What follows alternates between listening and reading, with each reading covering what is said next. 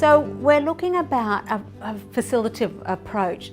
It's not a list of sort of a formula, okay, as such, but it's knowing that together you're going to sort of work through it. So it really is about that relationship between you and the student. And how it starts is with that conversation. Like I said, that conversation is absolutely important. And if it doesn't happen naturally, formalise it. Set a time, whether it's every couple of weeks or every month, where you're kind of going, you know what, we're just going to sit down and we're going to have each other's undivided attention for 30 minutes. Now, to start that, it's hard to know what you're going to talk about. But I'd encourage you to invite the student to write down a couple of things that they're really comfortable with, or they're excited about, and maybe what some of the challenges that they are. And they could even share that ahead of time. But what you're doing then is setting up a scenario to start talking about. Okay? And what happens then is that together you start talking about possible opportunities or solutions to that. What would you like to see happen? What do you think you could do to help yourself in this situation? Or what would you like to see me do? How can we bring about making this better? Or that's, you know, you're really, really good at that, you're really confident. What would be the next step now? What would take you out of the comfort zone? So you're goal setting together. And it's through that line of inquiry, those questioning, that you will then have some input. Your student may come up with some suggestions and you're kind of going, yeah, I can see that working, or that opportunity, but how's that going to work out? When do you think you can do that? Or who do you think would be the best person to talk to? Or where would you need to go to find that information?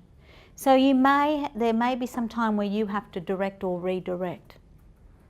Okay? And again, providing a little bit of your experience as insight. That's really important, your experience as insight. Going, yep, I can see that working. Or you know what, you might have to sort of, you'll get there in the end, but we might go a different direction initially. So together, you've actually formalised some goals or some aims. And you provided, I guess, the opportunity for the student then to pursue those. Then we come back again and we have a catch-up. That's another conversation. How did it go? What else? There may be other things that have happened in between. It may not be as formal as that half an hour once a month, but there may be regular touching base. And it doesn't become the whole thing that they do at the centre. Again, you may be talking, some of the students, they may want to talk to you about a couple of the tasks that they need to do for their uni work. Or they may find that they've got prac coming up and so they want to, you know, practice some observations and then get some feedback for. So there may be some specific things that they really want to do, or there may be some big picture things they want to explore. But again, when I talk about a facilitative approach, that means it's a combination and it's cyclic. So it's a bit like your planning cycle for young children. Come back, have a chat, evaluate, redefine those goals. What would be the next step? It provides you a really good opportunity for really targeted and specific feedback. And I'll talk a little bit more about feedback later. And I'll also talk a little bit more about goal setting later.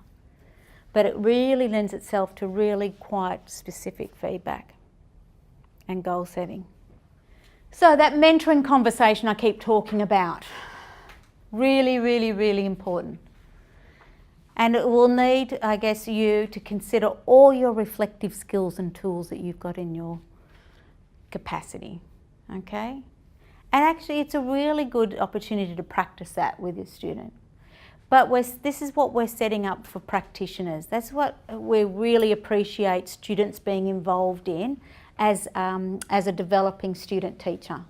that reflective practice. You know now how important it is, and it's really at the forefront of everything we do at the moment.